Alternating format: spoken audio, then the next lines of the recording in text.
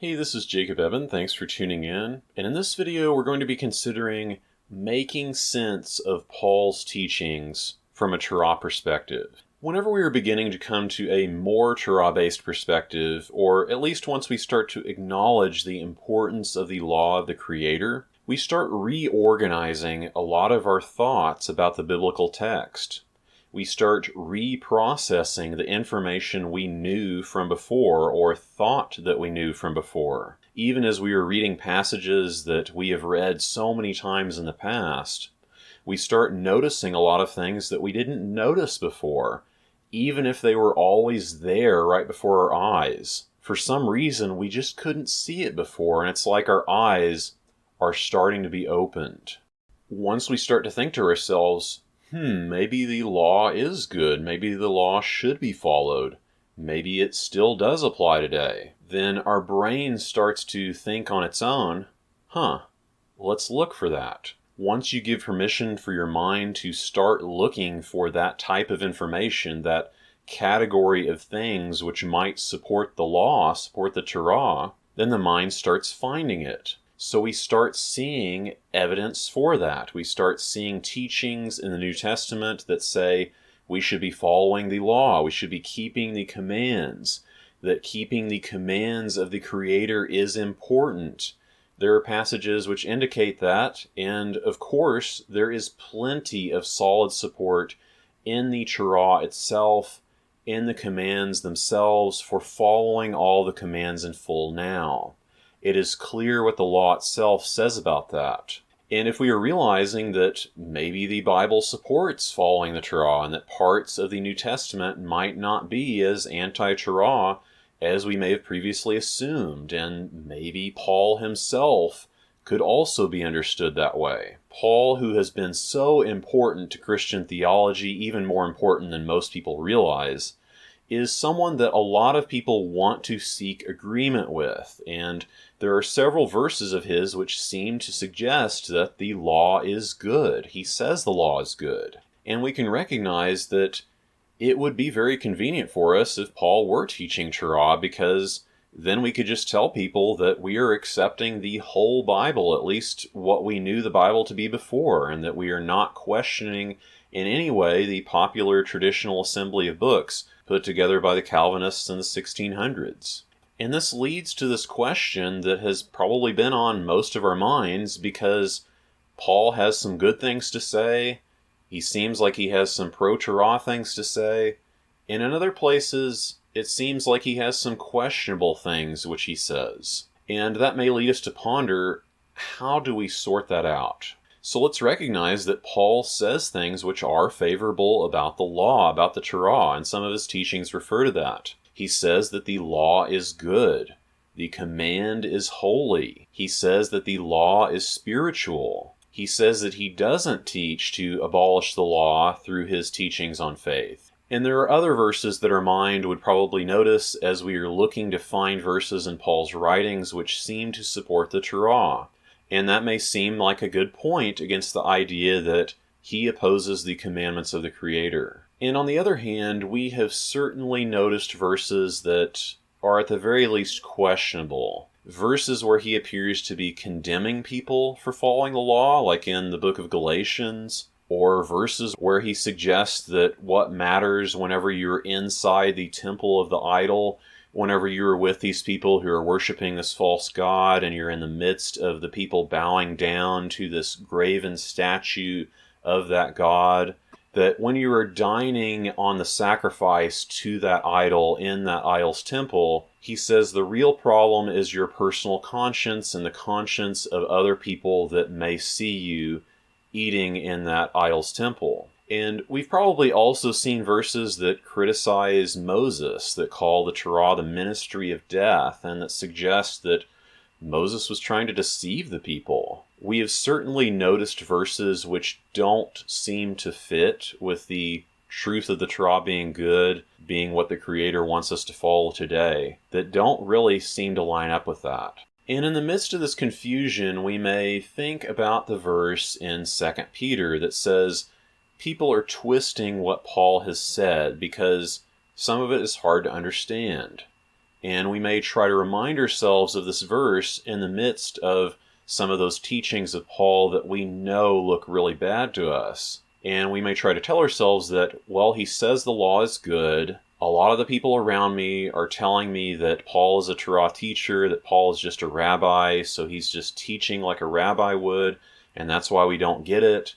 And yeah, Paul certainly says some things which look like they are clearly teaching against parts of the Torah, and so reading it plainly makes it look like he's a false prophet. And on the other hand, that verse in 2 Peter says some of these things from Paul are confusing, and so maybe we're just confused about it. And we may know that there are also these extensive explanations on the internet and in messianic commentary books that supposedly explain away these really troubling passages. And on the one hand, the idea of it may offer us some temporary feeling of comfort. And on the other hand, these explanations may seem really strange to us, really confusing, and don't seem to make a lot of sense. And so, what are we to do? This may seem like quite the conundrum to be in. What I suggest is that we just take a quick moment and let's step out of this situation. Instead of being in the midst of all the confusion, all of the, on the one hand this, on the other hand this, all this conflict and difficulty, let's just step out of it for a moment and get a broader perspective. And you might even just imagine physically taking all of that confusion, all of that frustration out of you and just setting it down somewhere, getting all of it out in front of you. And now you can be outside of it. Now you can look at it more clearly from outside it. And from this new angle, let's just first lay out different possibilities for this situation we've been thinking about. And then we will think about how to proceed from there. What are the possibilities for this Paul situation? And I'll start with what I think are the least probable, just to make sure we're airing things out thoroughly. And number one would be, and I'm not saying that this is a likely choice, that Paul is insane. This is an idea that sometimes gets floated because of the very situation that we have recognized that we have been in. And it is one attempt to explain why he says some things the one way, some things the other way. And even though we may not accept this view, or a few of the following explanations for that matter, we will go ahead and put it on the list for completeness, just so that we have considered it. Number two is that Paul was edited, or Paul was completely rewritten, therefore we have no idea what Paul originally said. And while many would say that Paul's writings might be some of the more extensive and well-documented writings of that time, this rewritten hypothesis is a suggestion that is sometimes made, and usually that comes after a person has recognized that Paul's writings teach against the law, but the person is not willing to accept that Paul himself did that. And realistically, if Paul were completely rewritten, and we can't trust what his books say, unless we are able to time travel, or unless we go crazy with our personal imagination, then we wouldn't be able to say what his teachings were in any sense, and therefore we wouldn't know what he said. Option 3 is that Paul is teaching the Torah 100% correctly, that he is supposedly teaching to follow the Torah in full. He just said some things that look really bad, but he didn't actually mean it in the way that it comes across. Possibility number 4 is that Paul teaches partially in favor of the Torah, but he also teaches against it. Maybe he is doing this unintentionally and is just making mistakes in his opinions, or maybe he is intentionally teaching some things from it and he is intentionally teaching some things against it. Maybe he believes that part of the Torah matters in some way, but he is simply not teaching it in the way that the Torah itself describes the law. He's not teaching it in the way that the Creator commanded it in the Torah, even if he is saying some things in favor of it. And then, possibility 5, Paul is teaching against the Torah.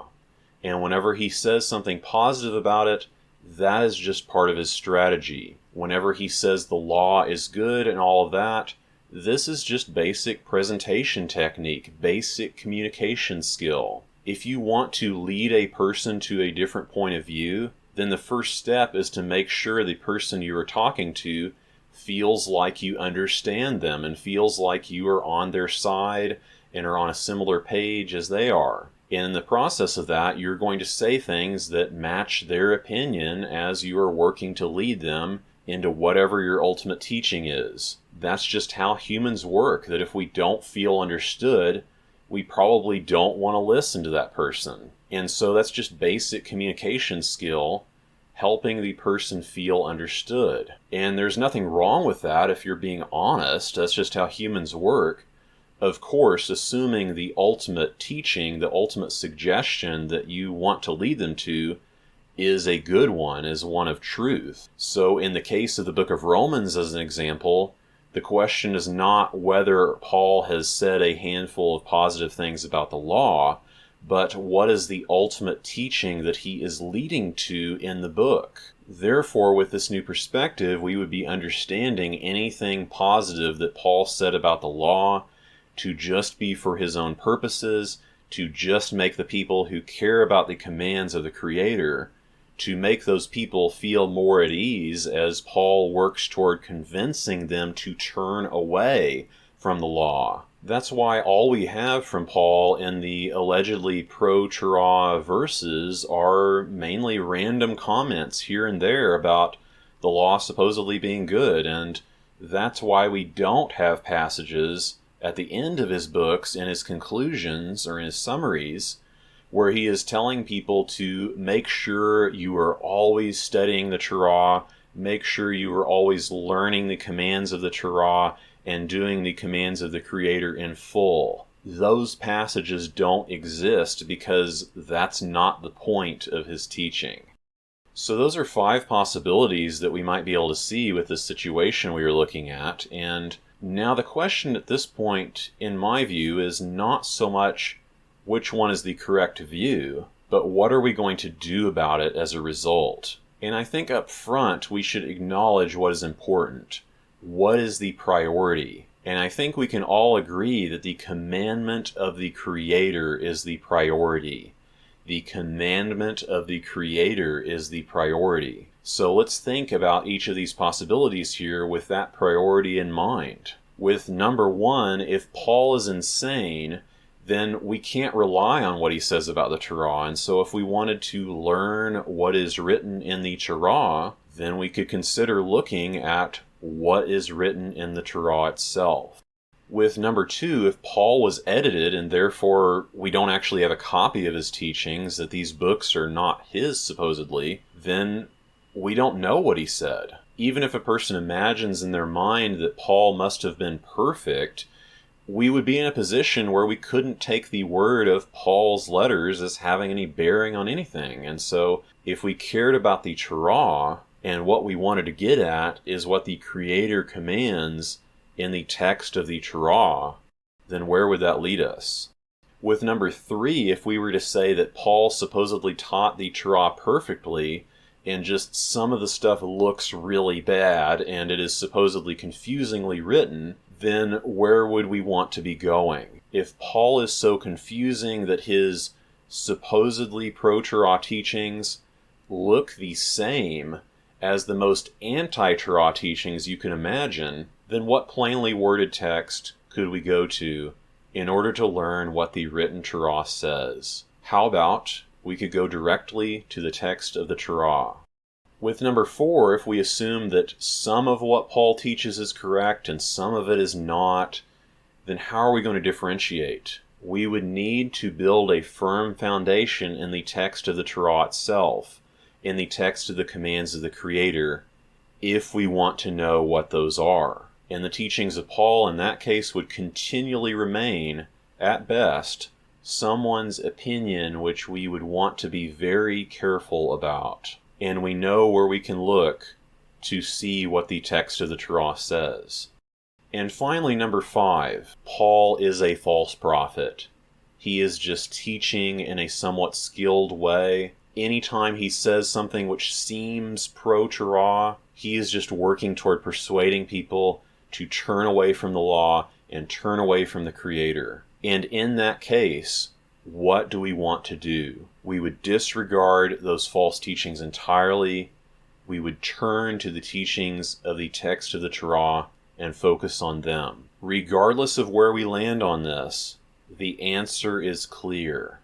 I know from my experience that a lot of time in my early years of recognizing the Torah was wasted on continually debating whether or not Paul taught against the law. We are all very busy, we are all short on time already, and that was time that could have been used on learning what the Creator commanded in His law, on studying what He says is good and right in those very books of the law. If Paul's ultimate purpose was that he just wanted people to learn the Torah and follow it in full, and he just majorly blundered it, if that were the case and he were aware that people were falling off track and not learning the Torah as a result of his teachings, then surely he would just tell people to just completely forget about all of his stuff, just learn the Torah, just learn the text of the Torah. The Creator spoke plainly when He commanded it through Moses to the people of Israel. Let's return to it. Return to His ways, because they are for all of the days. If that was really Paul's intent, then I am sure he would be okay with just throwing out all of his stuff, because he would see it is clearly getting in the way of people returning to the commands of the Torah. And on the other hand, if it is the case that Paul taught against the Torah, that Paul's ultimate point is that you're supposed to rely on his gospel alone, and that the conscience is what really matters according to him, therefore he is teaching against the Torah, and therefore he has been effective in that goal, then what is our response? We want to dismiss it entirely. We should pay no heed whatsoever, even when it comes to things that maybe part of us in the past felt the need to cling to before we are realizing things now. We want to be decisive and take this seriously because a false prophet is involved. And according to Deuteronomy 13, false prophets can be sent as a test by the Creator, a test to see whether we truly love Him and whether we are truly going to go after Him in the way He has commanded. We want to not only make sure that we are getting back on track, that we are getting back to the Torah, but we want to make sure that this generation is going to turn back to the Torah, to return to the ways of the Creator.